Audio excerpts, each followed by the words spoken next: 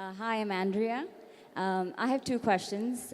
Firstly, what's your take on paid versus organic advertising on social media? And secondly, should we delegate our social media account management to interns?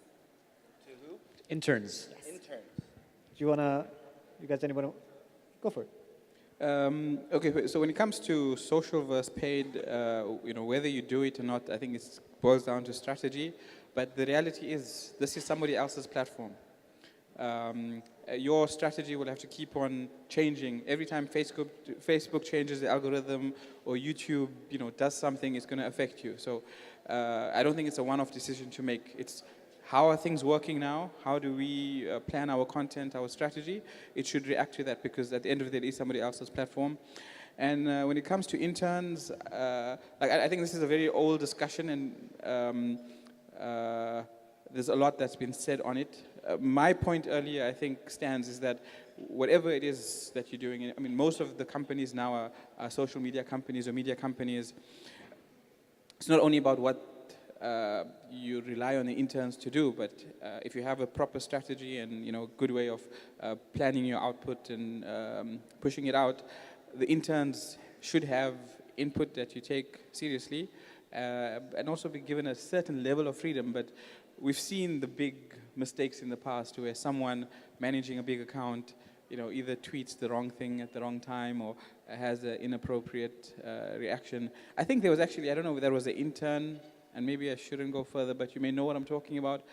There was, when the crisis started, an important person with a lot of followers, something that wasn't supposed to go out went out.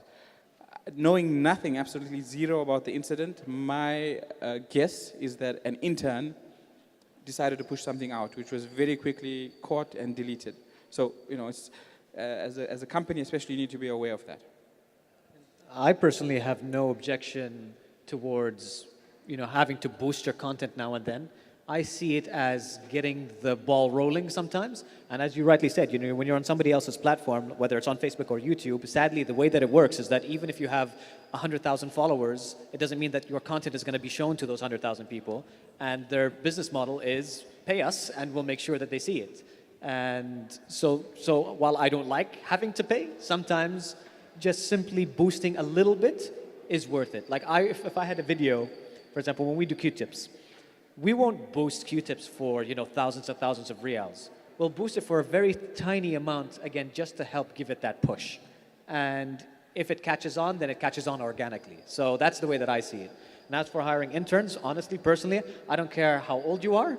I don't care how much experience you have. What I care about is something that I learned a long time ago. It's just TEV, capital T, small e, capital V. It stands for talent, experience, and values.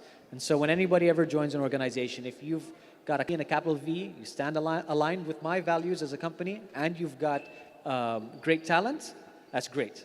Because I just feel like when we talk about interns, people talk about them, again, to use a word we've been using quite often, is that they're stupid. And they're not stupid. You wouldn't have given that intern an opportunity unless you saw something in that person. And should they be managing a social media account? I think that depends on your whole organizational strategy. Personally, I would train that person to make sure that they can do the right thing. So, yeah, that's my point of view. Yeah. Do you have any? I'll add to that. We personally do take a lot of interns in, or we're actually open to that. I'm going to speak as a person who has interned before. I actually graduated from Northwestern University. And as I was trying to look for internships, I have to say it's quite a struggle in Qatar. You don't have a lot of companies that are open to taking in interns, which is a huge mistake in Qatar, because you have a lot of good schools here, and these students actually know a lot more than just the basics. They're not there to just get you coffee or get you, send them on errands and things like that. They have skills that they can actually put into use. And here you have that situation where there's trust issues. You have to trust that there is a good education system here, and once somebody comes in to say, I would like to use my skills and put them into practice in your company, you should be open to that. And like Khalifa said, I was going to call him Hamid. Like Khalifa said, I like that name too. you do have to look, give them about a month maybe. of training, and then once you trust them, you can, why not give them a social media account?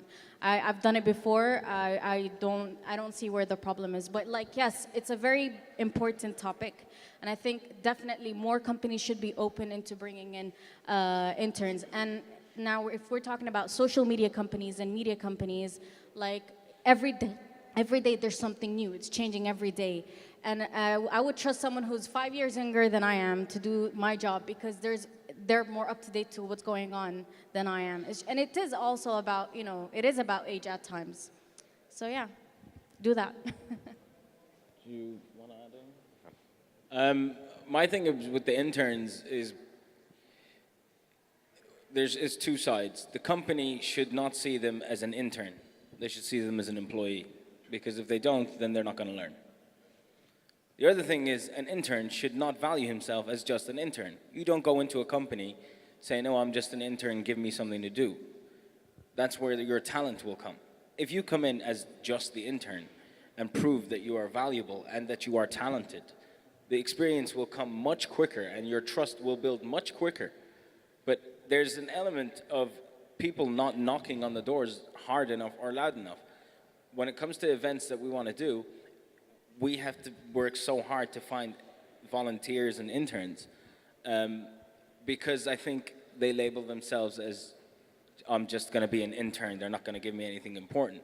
And if it gets to the point where no one is knocking, then it's going to be us having to go and get more experience, and it'll be a cost on us as companies, which is something that companies do not generally want to do, add more cost to an event that they want to run. When it comes to social media and creating content and the platforms that I'm working on there, I trust interns more than the people that get paid, because they come from the market that I want to target. So they have a lot more added value to me with their ideas and their reach and their community that they're engaged in that I'm so distant from.